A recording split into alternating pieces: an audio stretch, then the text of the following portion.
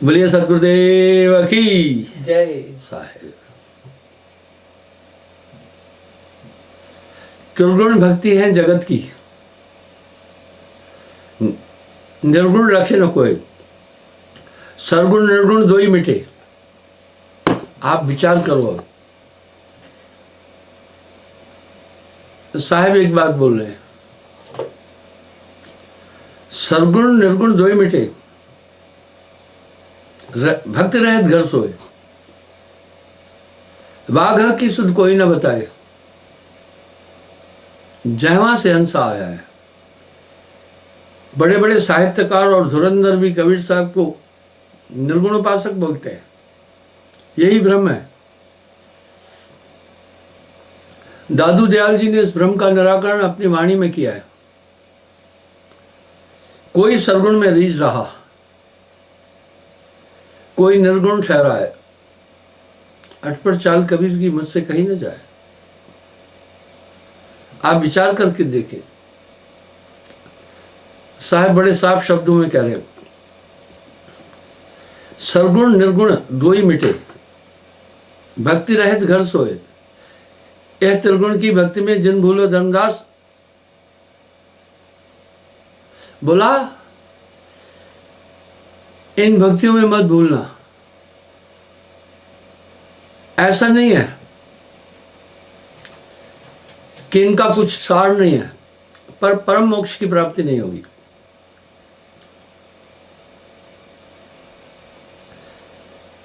बड़े साफ शब्दों में कह रहे हैं। सुन धर्मदास सन सुजाना, निर्गुण को अब करूं बखाना। निर्गुण नाम निरंजन राई, जिन सारी उत्पत्ति बनाई। इसका मतलब है, सीधी सी बात है कि कबीर साहब से पहले दो ही भक्ति थी, सरगुण निर्गुण। उन्होंने दोनों के पार बताया। निर्गुण से जो भयो ओंकारा, तासे तीनों गुण विस्तारा। इसलिए निर्गुण से ही ओंकार की उत्पत्ति हुई है। जितने भी आप देखो, शिव जी भी ओंकार की उपासना करते हैं। सभी वेद की हर ऋचा के आगे पहले ओम लगता है।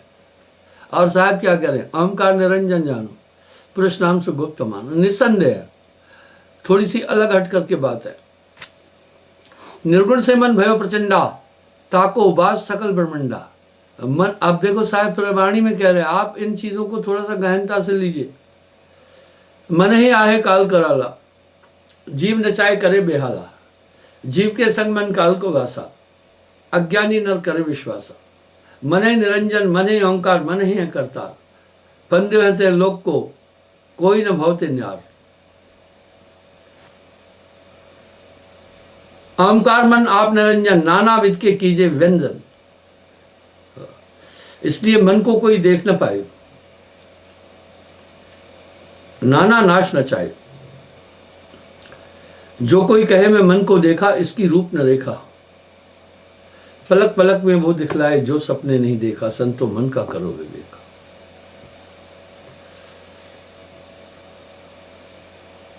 भांत भांत के घाट पसारा, कहला गिनो वार नहीं पा रहा। ये पूरा मन का खेल है। ताके अंश सकल अवतारा, सभी अवतार निरंजन के अश है। राम कृष्ण तामे सरदारा, विशेष है।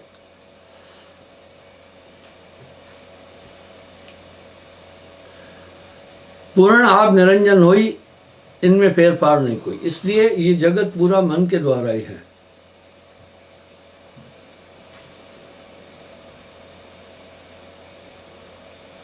मन बोधे मन माए समावे,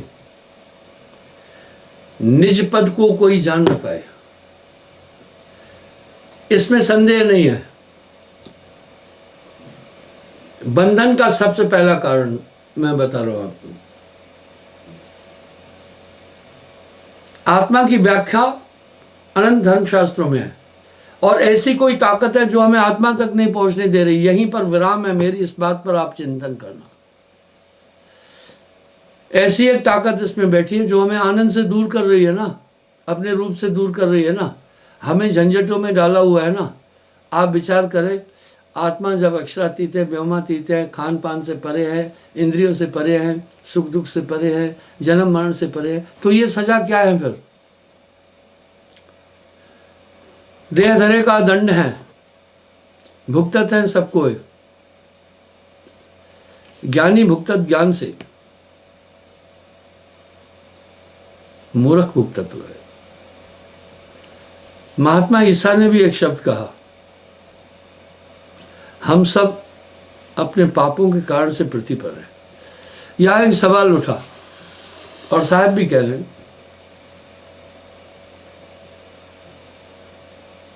देह धरे का दंड है, भुगतत है सबको। ज्ञानी भुगतत ज्ञान से, मूर्ख भुगतत है। ये शरीर तो आत्मा पर ऐसा ही है जैसे क्रूर कैदियों को बेड़ियां और गलकठा डाल देते थे। गलकठा बहुत खतरनाक होता है, उसमें गले में वो लकड़ी डालते हैं, पैक कर देते हैं और दोनों बाजुएं, आप विचार करें कितनी बड़ी त्रसदी है। इस तरह बेड़ियां पैरों को जंजीर से बांधकर कमर से कस देते हैं, कदम सिर्फ 1 फीट निकाल सकता है। इस तरह ये तन विष की बेररी, आत्मा को नाना शरीरों में घुमाया जा रहा है, आत्मा को अपने रूप तक नहीं पहुंचने दिया जा रहा है। भाइयों, साहिब की वाणी की प्रासंगिकता तो इसी एक शब्द से जाहिर होती है कि हम सब किसी शैतानी ताकत के हाथ में बने।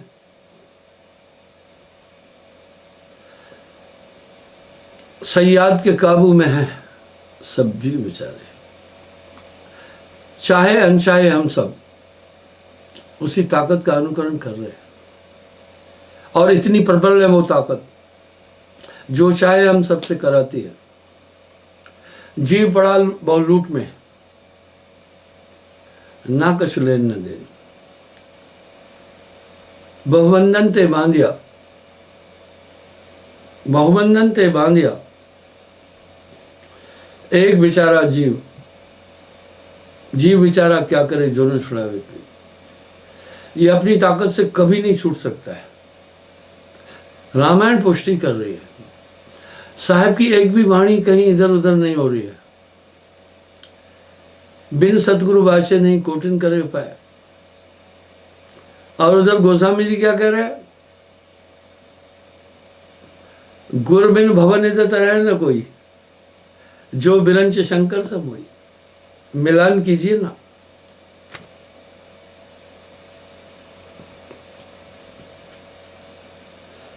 जाय निरंजन माह समावे। अब यहां साहब एक शब्द कह रहे हैं, सब जाकर निरंजन में समा जाते, बस वो पुनः फिर वहां से आगे नहीं जाता है, जाने देता। सुखमन मध्य बसे निरंजन,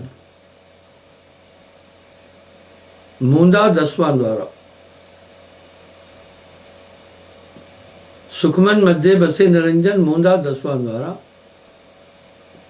उसके ऊपर मकर तार है, चढ़ संभार समारा।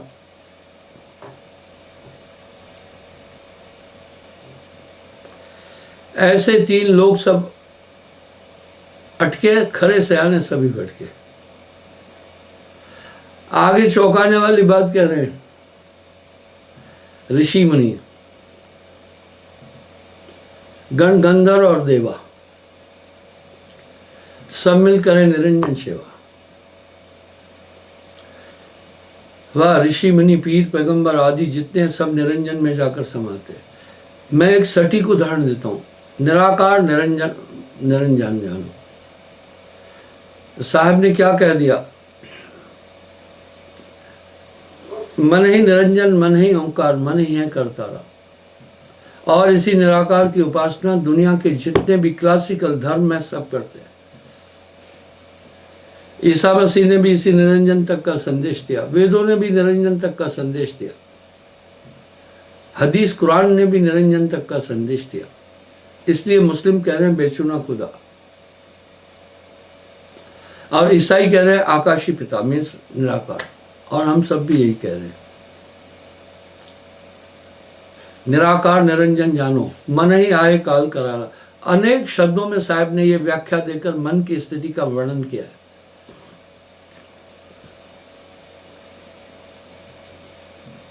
साधक सिद्ध साधु जो भयऊ, इसके आगे कोई ना गए, कह रहे हैं इससे आगे कोई नहीं गया, नहीं जाने देते हैं ये। जाय निरंजन से सो बेटा, काल रूप धर करे समेटा। आप परिस्थितियों को थोड़ा देखो ना,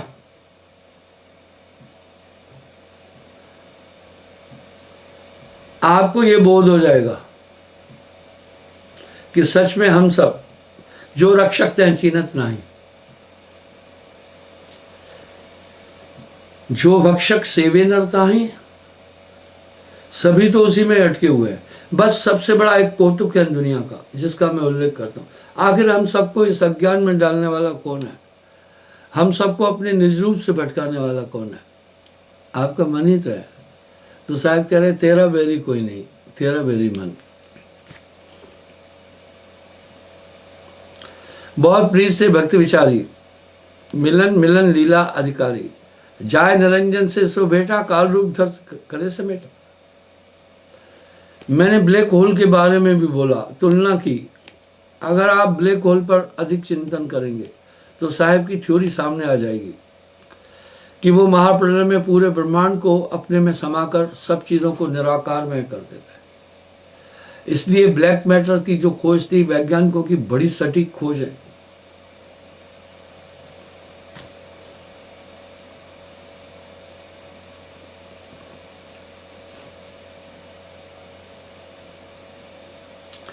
वही निरंजन का विस्तारा, तामे उर्जे सब संसार। एक चीज कितनी और गंभीर बोल रहे हैं, गण गंधर्व ऋषिमुनि और देव। हाँ, गण गंधर्व ऋषिमुनि और देव सब मिल करें काल की सेवा। वही निरंजन का विस्तारा, तामे उर्जे सब संसार। इसी में सब संसार उर्जा, जिधर तिधर राखे भरमाई, रचना अनंत अपार मनाई। धर्मदास तुम भक्त नहीं, वाह, इनमें मत अटकाओ देगी। और क्या है देखना। कुछ लोग मुझे आके कह रहे थे, कहते हैं गुरुजी भक्ति में लोग परेशान करते हैं बहुत, हमें हुट करते हैं, धर्म छोड़ा और जो पुरातन समय से चीज़ें हैं वो छोड़ी, बाकी सब चीज़ छोड़ी। मैं बोला लोग नहीं तंग कर रहे हैं, मन परेशान कर रहा है। वो सबकी खोपड़ी पर बैठ करके उनसे जो चाहे करवा देता है। तुम इसकी चिंता मत करो कि दुनिया क्या कह रही है। यहाँ साहब ने पहले ही डायरेक्शन दिया है। पहले कुल मर्यादा खोए, पहले कुल मर्यादा खोए, भय से रहित भक्त तब हुए। भय से रहित हो जाए, ये कुल मर्यादा सभी जो स्थापित की हुई है सब निरंजन की है। साहब तो यहां तक कह दिया, वेद चारों ना ही जानत सत्पुरुष कहानियां, वेद का तब मूल का है अकत कथा बखानियां। इसलिए वेद एंड में कह रहा है, को कहे वेद झूठा, वेद को झूठा नहीं बोलना। पूरी व्याख्या देने के बाद आगे कह रहा है नेति नेति नेति। यही खत्म नहीं है मामला, आगे भी कुछ है।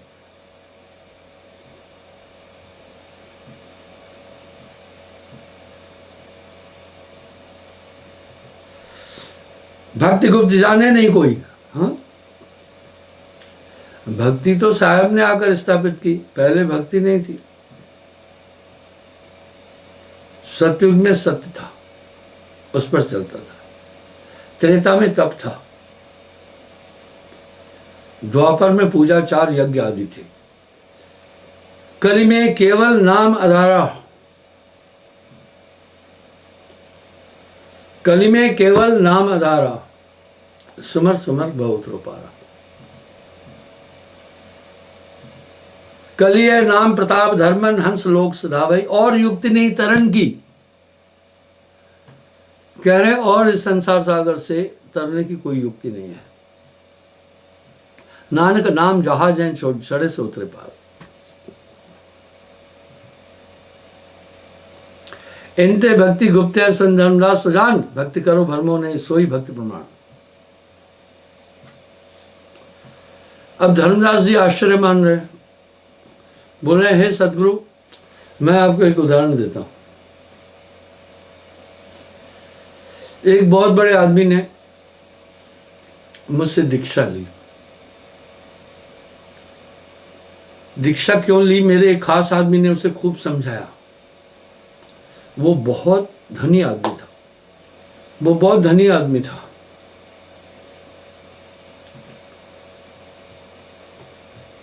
थोड़े समय बाद उसके पिता मेरे पास आए, मुझे कहा महाराज मैं आपका धन्यवाद देता हूं, आपने मेरे बेटे का शराब छुड़ाया, हिंसा छुड़ा दी। बाप भी बड़ा प्रसन्न था, पर बाप बुजुर्ग था, पुराने विचार रखता था, उसने मुझसे दीक्षा नहीं ली, उसने दीक्षा नहीं ली। कुछ समय बाद वो सेठ आकर मुझे दुखी होकर प्रार्थना करने लगा।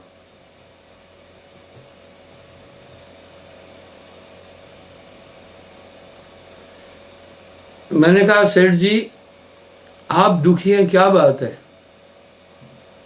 बोला गुरुदेव, नाम से पहले मुझ में सभी दोष थे, अभी आपने बड़ी कृपा की है, मैं निर्मल हूं। समस्या ये है, एक शास्त्री था पहले, मैं उसके संपर्क में था,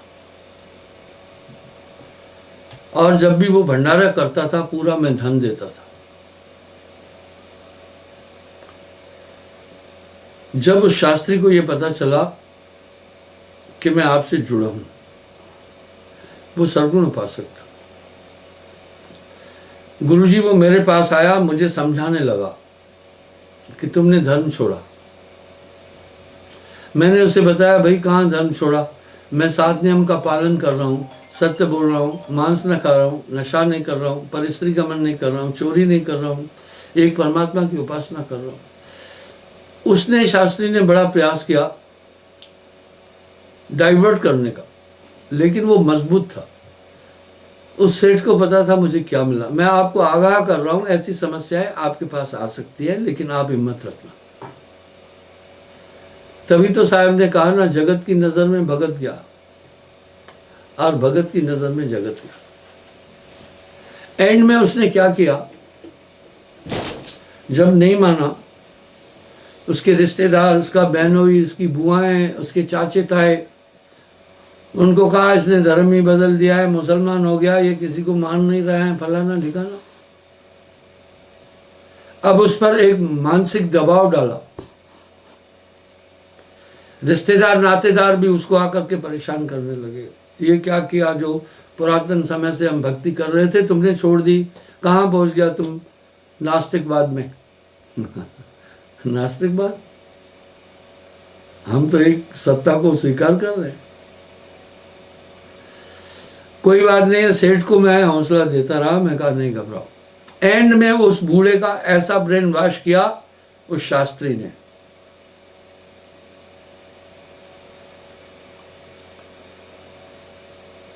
अब वो सेठ फिर मेरे पास पहुंचा, बड़ा परेशान था।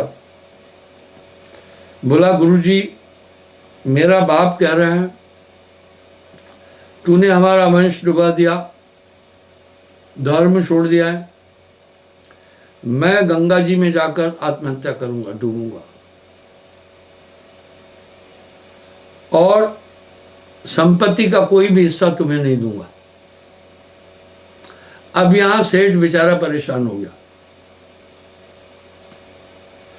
मेरे पास सेठ आकर के ये समस्या बोला। मैं सेठ को कहा, सेठ तुम्हारे पिताजी तो मेरे पास मुझे धन्यवाद देने आए थे, बोला गुरुजी वो सही था, लेकिन उस शास्त्री की ये करतूत थी, उसने ऐसा पूरा चारों तरफ माहौल बना दिया है।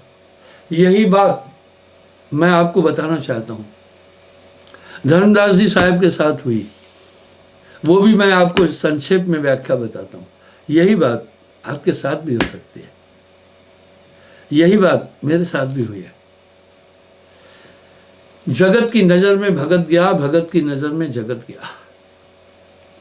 सुनो, धर्मदास जी वैष्णव में थे, बड़े दानी थे,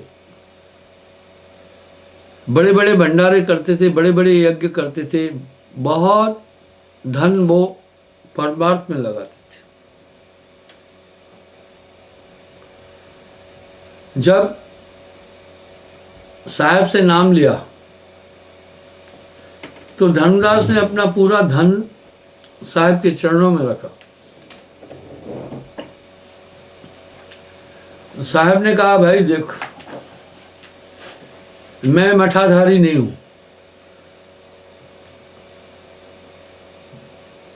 आचार्य आचार्य दो प्रकार के हैं, एक मठाधीश होते हैं, एक रमते हुए। अब जो रमते हुए हैं वो कुछ नहीं लेते किसी से भी, वो घूमते फिरते रहते हैं। इस तरह कबीर साहब भी रमते थे, उन्होंने कोई आश्रम नहीं बनाया। पर इसमें कमी एक होती थी, अगर कोई भक्त गुरु का दर्शन करना चाहे तो उसके पसीने छूट जाते थे। मठ और आश्रम में एक ये लाभ होता है, जब भी इंसान चाहे गुरु का दर्शन कर लेता है। इसलिए साहब मठाधीश नहीं थे, वो विचरण करते थे। साहब ने उनको ये धन वापस कर दिया। धर्मदास जी ने कहा ये कहाँ लगाऊं? बोला भंडारे करो, गरीबों में बांट दो। अब जब धर्मदास उस रास्ते पर चलने लगा तो बाकी जगह धन नहीं दे रहा था। इससे वो तबका बहुत परेशान हुआ जो उनसे काफी धन दान रूप में धन ग्रहण करता था। और यही प्रॉब्लम धर्मदास जी को भी दी गई। अंतोगत्वा उनका पुत्र नारायण बागी हो गया। वो ये कहने लगा बुढ़ापे में, इस कबीर जिंदा बाबा ने मेरे बाप का दिमाग वाश कर दिया, इसलिए बुढ़ापे में जाकर के अपने गुरु को छोड़कर ये एक गलत रास्ता अपना, विरोध किया उनके बेटे ने। ये होता रहा है, ये होता रहेगा।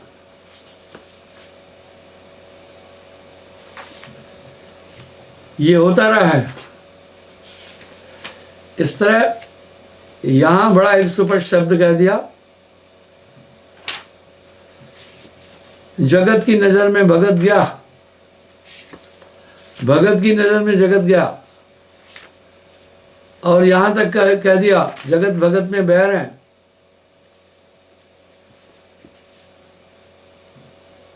जगत भगत में बैर है। चारों युग प्रमाण, चारों युग प्रमाण, वाह, चारों युग प्रमाण। जब धर्मदास जी साहब के संपर्क में आए तो उन्होंने कहा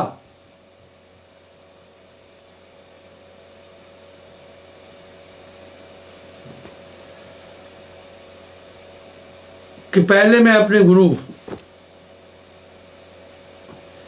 रूपदास जी के पास पहुंचा, उनसे पूछ के आता हूं।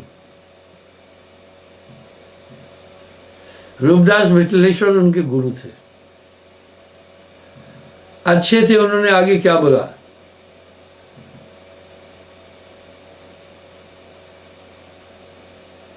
देखिए उनका संवाद भी आपको मैं थोड़ा सुनाता हूं।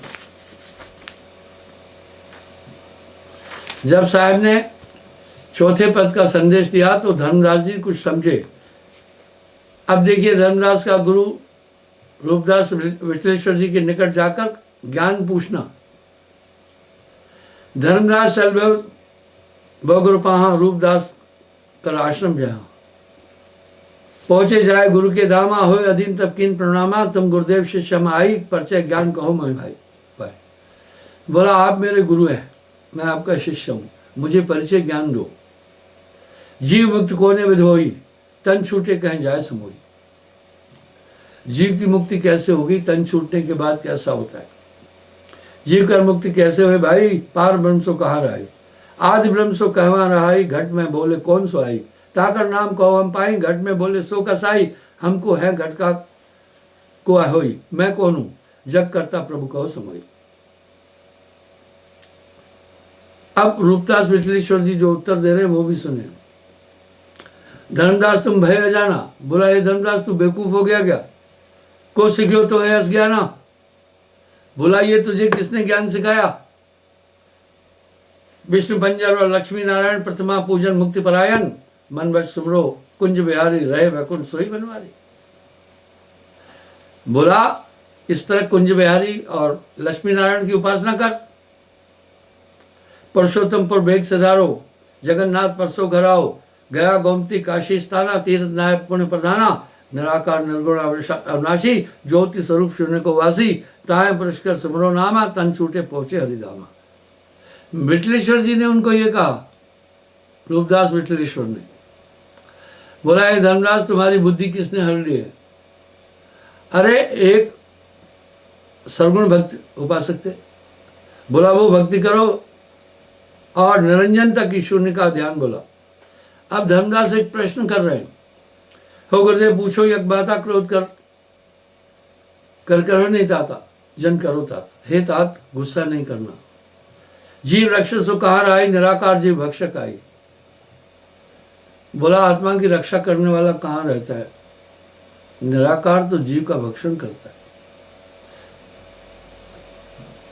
तीन देव पड़े मुखाला, सुरमणि सब करे बेहाला। और ये आख्या भी है, महाप्रलय में निरंजन सबको अपने में समेट और समा देता है।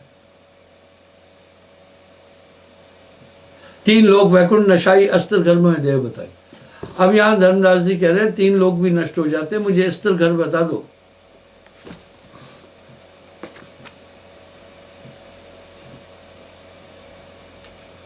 कीर्तन भज जोइन नहीं छूटे, सतनाम बिन जम धर लगे। कीर्तन उपासना से काम नहीं बनेगा। आओ धर्मदास हम चकित हुई, या कुछ समझ पड़े नहीं मोही। बोला मैं चकित हूं, मुझे समझ में नहीं आ रहा। तीन लोग के कर्ता चाहिए ते भाकर तो जमराज सोई। कहा जो तीन लोग के कर्ता है उनको आप यमराज बोल रहे।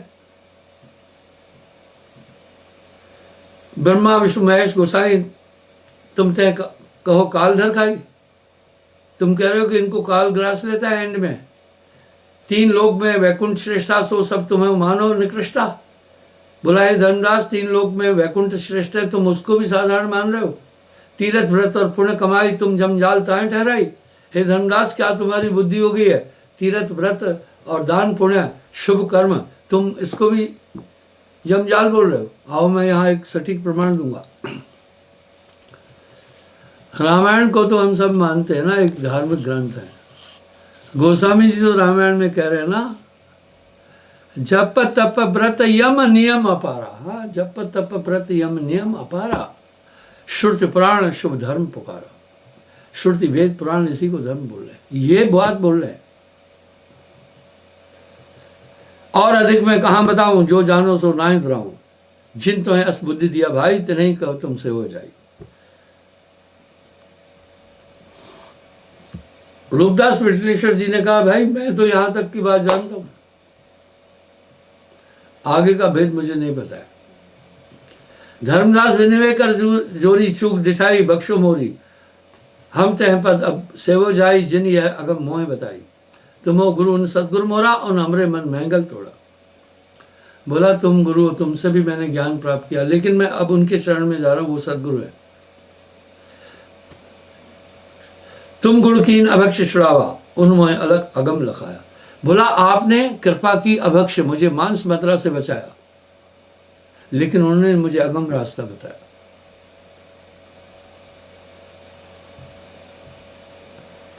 इस तरह धनी धर्मदास जी को साहब ने यहाँ अगम बोध दिया है। संभवतः बड़ा विरोध हुआ धर्मदास जी का कि ये नास्तिक हो गए। हैरानगी होती है, जब साच कहो तो मारन धाई, झूठ कहा नहीं जाए। भक्ति में कहीं मांस खाने की गुंजाइश नहीं है, भक्ति में कहीं नशा करने की गुंजाइश नहीं है, भक्ति में कहीं पाप करने की गुंजाइश नहीं है। आजकल गुरुआ लोग क्या कर रहे हैं, कोई नियम नहीं बता रहे। एक ठेलुआ गुरु से कहा, भाई आपके यहाँ भक्ति क्या नियम क्या क्या क्या वर्जित है? बोला कोई वर्जित नहीं है। इसका मतलब है कोई वर्जित नहीं है का मतलब पाप करो, पुण्य करो, वैश्यावृत्ति करो, परस्त्री गमन करो, मांस खाओ, शराब खाओ। कोई जब वहां पर परहेजी नहीं है तो फिर वो पहुंचाएगा कहाँ? पर साहब एक साफ साफ वो कर रहे को भाई कोई परहेज नहीं है। यहां साहब क्या कह रहे हैं और बात वो साहब की रख रहे हैं, क्या बात है। यहां साहब कह रहे हैं सत्य नाम निज औषधि, सदगुरुदेव बताए, औषध ले रूपत रहे ताकि वेदन जाए। गुरुमुखता का मतलब फिर क्या है? गुरुमुख लहा ले गए, यानी गुरु के शब्द का पालन करना। तो बंधुओं, आज के प्रवचन का सार ये था, ये पूरी दुनिया इसी तरफ जा रही है। गण गंधर्व ऋषि मुनि और देवा सब मिल करे निरंजन सेवा, पीर पैगंबर कुतुब औलिया काल निरंजन सबको दिलिया। मैं आया संसार में फिरा गांव की खोर, ऐसा जीड़ा ना फिरा मिला जो लीजे फटक पड़ा। जो रक्षक तय चीनत नाई, जो भक्षक सेवे नरताई। यहां पर साहब ने थोड़ा हटकर जो चीज बोली, इसका एक प्रभाव पड़ा, साहब का विरोध हुआ। और आप अगर देखना, संतत्व की धारा में जितने भी संत हुए सबको कष्ट सहना पड़ा, क्योंकि एक धारा बनी हुई थी। उससे हटे तो लोगों ने एक धारा बनाई हुई थी, उससे उनके जीविकोपार्जन का साधन था। विरोध होगा। मुझे है काम सदगुरु से, जगत रूठे तो रूठे। इसलिए साहब ने एक शब्द में समेट दिया, पहले कुल मर्यादा खोए, भय से रहत भक्त। क्षमा चाहता हूँ, समय हो रहा है, कल फिर हाजिर हो जाऊँ।